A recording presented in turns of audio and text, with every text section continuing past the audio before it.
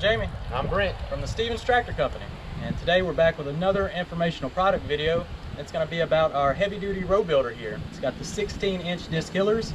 It's got our heavy-duty 60-inch toolbar and some heavy-duty clamps. So Brent, tell us a little bit more information about this product. This unit is built for tractors about 25 to 50 horsepower. And the nice part about it, it is adjustable on the width and the height. So you can vary that according to your plants. It is made on a heavy-duty toolbar with heavy-duty clamps, and it just works really well for really large gardening and truck patching.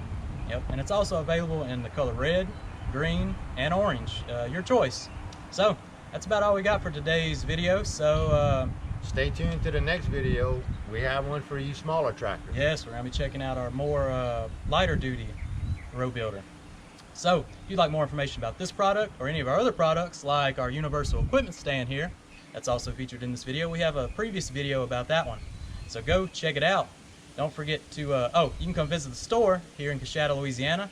Give us a phone call or visit our website at stevenstractor.com. I'll drop all that information in the video description box below. Be sure to like and subscribe. Follow us on Facebook and Instagram at Stevens Tractor Company.